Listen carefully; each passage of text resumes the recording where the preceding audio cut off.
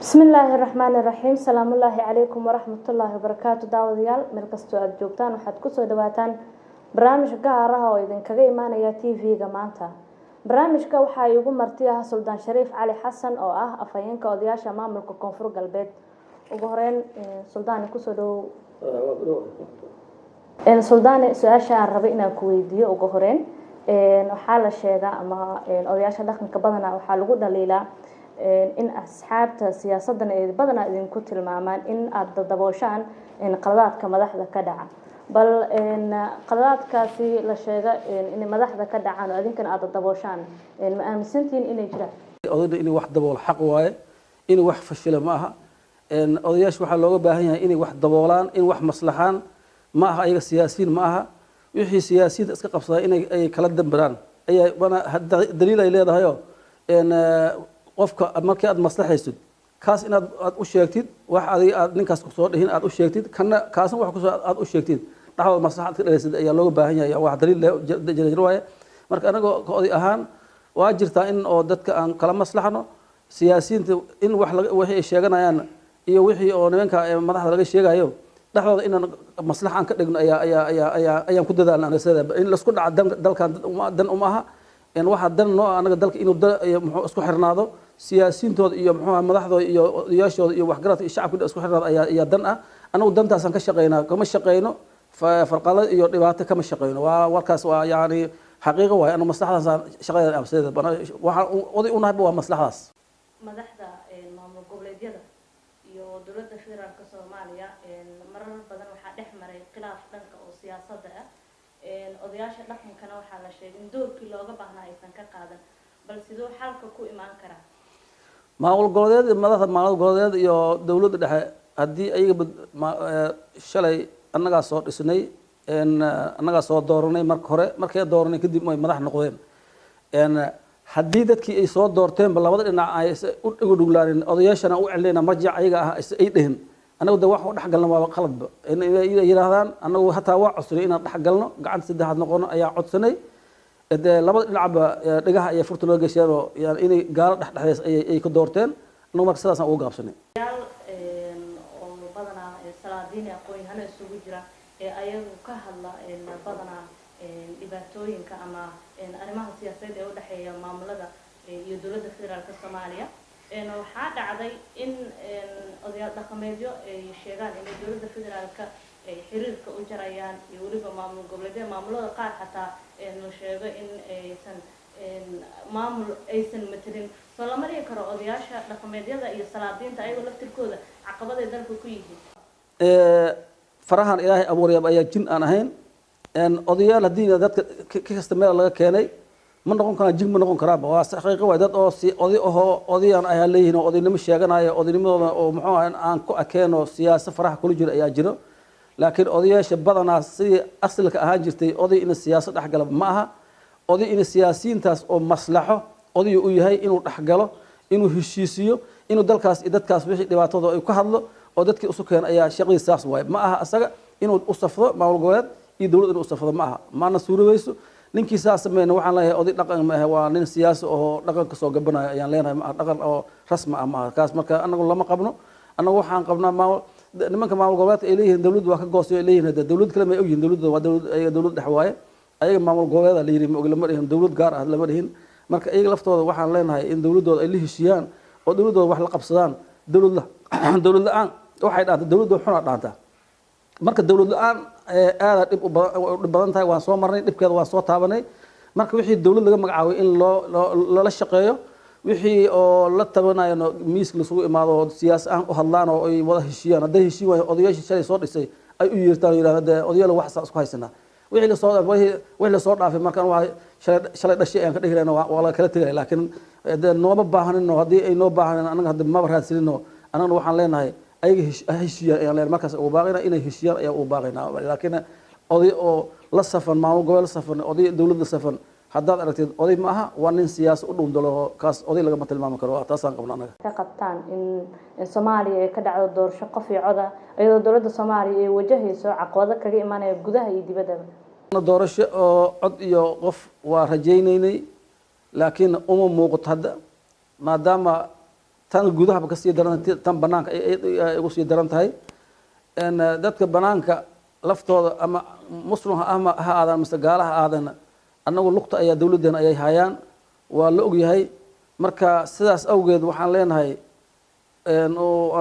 u aragnaa inaysan noqonayn cod iyo qof inaysan noqonayn ayaa laba sina soo hartay ma hal sina soo hartay iyo wax la jira soo haray cod iyo qof iyo nooma muuqato laakiin waa rajeynay inay noqonayso ayaa rajeynay laakiin hadda nooma muuqato maadaama caqabad badan iyo dhibaato badan iyo muxuu ahaa maamul goboleedkeeda iyo laftooda ismooday inay dawlad ay gaar ay yihiin ismoodeen oo laftooda caqabo ah oo shisheeye ay la xiran yihiin iyo niman banaanka iyagana ay ka shaqeeyaan oo dhibkaas ay dadku ku hayaan darteeda waxaan u malaynayaa oo noo muuqataa inaysan noqonaynin cod iyo qof oo kale manihin annagu waxa waaye waxayna waa furan yihiin nin Soomaali ah oo meesha xildhibaan ama wasiir aan ku lahayn Soomaali ama Soomaalinimada noo muuqato nooma muuqato qabiil iyo degmo aan ka soo jeedin noo muuqato Soomaalina noo muuqato taasaan awalba ayaan ku xisaabtan markii anagu wax soo xuleynayba oo xildhibaan soo xuleynay saas ayaan ku xisaabtan Soomaalina ku xisaabtan kuma xisaabtamin gobol hebel ka soo jeediyay adiga qabiilkaas tahay ma ahayn haddana saasaan nahayo nin Soomaali oo meeshan wasiir ama xildhibaan ama maamul aan ku lahayn koonfurkooda ma jirto koonfurkooda waa loo soomiyaa taasna waxaa ka shaqeeyay oo ka taliyay odayaasha ka taliyay siyaasiyiin wana la qaateen madaxweynaha hadda la doortay lafta galeen soo aad u mahadsan hadda mucaaradkii bihi waa raacsana waa ogolaaday laakiin awal waa diiday waxaan u diidaynay in walaalkiis oo laga garaacaya oo kan ma la yeelaya kana la yeelaya taasaan diidaynay annaga xornimo loo dhaafo maadaama Soomaaliya ay ka siman tahay in loo dhaafo qofkii u soo sharaxayso oo Soomaali oo meesha soo saaray in loo daahay ayaan ku talin anaga saas wadnay oo hadanaay ma wadin dawladdu waxay ay waday oo iyadana muxuu ahaa gaar wax u watay aan uma wadin marka dawladda lafteeda waxay nooga muuqataa in oo dawladnimo oo caam ah aysan ahayn oo dawlad oo yani xoogaa marka aan xoogaa dhaliil u jeediyo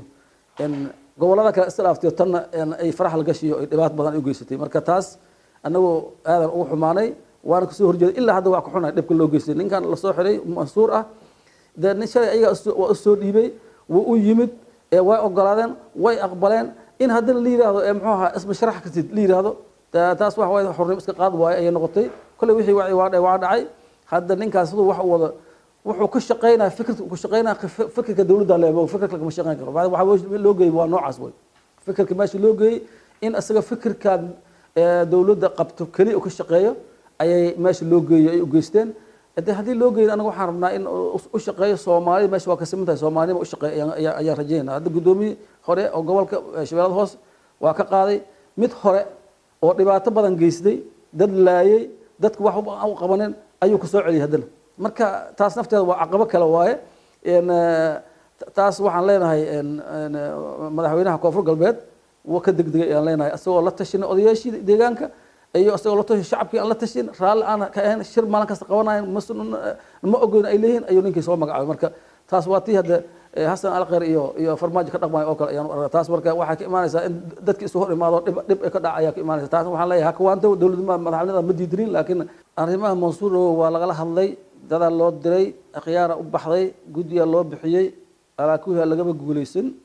wixii uu dalay ayaga u taala annagu hadda siyaasiyiin iyo xildhibaane iyo odayaal iyo in badan ayaa dawladda la kulmay waa la arkay madaxweynaha la arkay ra'iisul wasaaraha la arkay ra'iisul baarlamaanka la arkay ra'iisul baarlamaanka asaga hadda dhinacaas ku soo jeedaa ninka in la soo doonayo ku sheega laakiin awood wax ku soo deey ma hayo marka taas waxa ninka waxa u xiran madaxweynaha farmaajo ayuu u xiran gaar ahaan asaa u xiran marka meeshii geey ayaan sugaynaa shalay asaa soo qabsaday asaga ilaa ugu saada anagu waa ka dhignay inaan raadino mardam raadin waa ka joojinay asaga sidoo yeel lahay asaa marka u taalo laakiin maamulka asaga meesha nooga dhisayna inuu shaqeeyo ayaan rabnaa hadduu shaqeyn waayana waxay noqonaysaa waa la garanayaa sagaashikoodii intii dadku celin doona umaanaka farmaajo wuxuu wada saas u wada inuu dadka dhageystaa fiican dad ma dhageystaan labadan ninba dadka ma dhageystaan waxa fiican in dadka dhageystaan oo ay dhahaan odayga hadlay odaygiisi wanaagsan u hadlay siyaasiina hadlay sida toosan tubta saan waa yidhi lama ma yeelayaan labadooda tashanaa wixii ay rabaan ayay sameynayaan taasna dal lagama hogaamin kara ayaan qabnaa madaxweynaha iyo ra'iisul wasaaraha waxaan u sheegaynaa oo maanta TV-ga haday naga arkaan u sheegaynaa inay isqabtaan oo dadka shacabka wax u yihiin ay wax ka maqlaan aniga dawladdan hadda la sheegay qabiil ahaan dawladda hadda la sheegayo oo ayaga madax ku ah هل أنا كمله أنا كفر قدام واحد كله لكن دولة مديدنا دولة ورعسنا وأقول إلا للشقيس عدالة إنك شيء واحد كل أرتي عدالة واحد عدالة كشقينا دتك الظلم واحد سيننا دتك اللي بعتلوجو سيننا بلنا وكتاب كي مرين وهي ماشى الأسكرية أنا واحد كم قبل واسكو سوي ناي لكن واحد دولة مديدين دولة وأقول هاي برنامج هسا ودان كبدله بدنا ay sameeyaan xildhibaanadan waxa lagu eedeeyaa in dadka aqoonta lahaa aad ka soo tagteen dad qurba ka yimaada qarashaad wata aad soo bixisaan waxaas wax oo yani la isku toosiyay waaye nin wax gafiyo baa waxaas faafiya anagu shacabkaas wax u nahay shacabka ninkii noola muuqatana wax u dhiibnaa kii wax loo dhiibna kan hadda naftiis kan oo banaankiiba wax la xaq ma ahbas anagu saan qabo waay ninka banaankiiba banaan ku koriyo dabacad oo nooc kale wato dabac Soomaali aan leeyahay in wax la siiyana ma qabo sida in wax la siiyana ma qabo aniga dadkii wax siiyana waa ka qaldameen leeyahay hadii lacag ka qaateen waa ka qaldameen aniga waxaan qabaa dadka dalka u dhintay rafaad u maray deegaanka jooga wiliis aan ka carin dhibaato iyo dheef ka soo maray oo Soomaalinimada ogol dawladnimada ogol in loo yahay xildhibaan la siiyo wasiir la siiyo ayaan rabnaa anigu saas rabnaa laakiin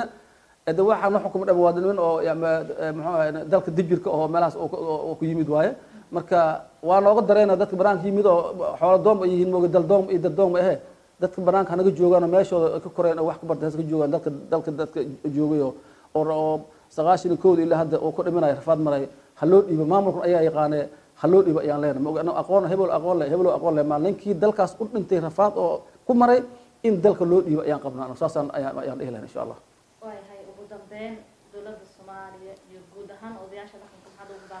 دولة الصومالية وحنا باقي تأستوسس متوسط هأستوسس دلك هذا يودك هذا مسؤول أي قطع هأستوسس وأنا كم محسنتها وحنا محسنتها وحي قوتي وقف قبتي اللي قام معه وأروبا هذا اللي لضل دعمها وحنا كم أمانة وحيال بعضنا أي قبتي دولة دبد بها وبناته وحبي قبتي مركز وحي قبتي وكم محسنتها وكم أمانة سيقول معامل كينيا ولحظة شيء محوها إن بدينا إن كينيا تعالوا سيقول جبابتي هذا وصول وينا وكما يعني وحي قبتنا كم تهاي لكن حق جودها يكون حق جودها هتوسس بدي يا شيء جودها هتوسس تاسوا دولة أيام ليها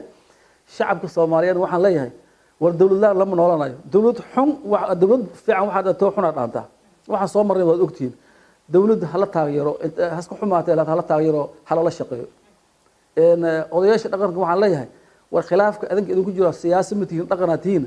ama dhaqannimo haladinku ogaado ama siyaasad nimanka siyaasadda la tartamo waxaan aniga kulay dhihi lahaa odayaasha inay midoobaan isku af noqdaan meel ay joogaan ay dalkaas dadkaas u midoobaan oo muxuu khilaafka markaas soo baxay inay u kundadaan oo dalkaas la badbaadiyo odayaasha ayaan kula guud ahaan intaas ayaan kusoo gabagabeynayaa daawadayaal wareysi gaar ah oo aan la yeeshay Suldaan Shariif Cali Xasan oo ah afhayeenka odayaasha dhaqanka maamulka Koonfur Galbeed barnaamijka anigoo Hodan Maxamed Jimcaale ayaa idinla socodsiinayay dhanka farsamada iyo kaamirada waxa uu ahaa Cabdiraxmaan Xasan Tahliil inta barnaamijka kan xiguu ku kulmi doono waa bahda maanta TV oo idin leeyahay sidaa iyo amaana Allah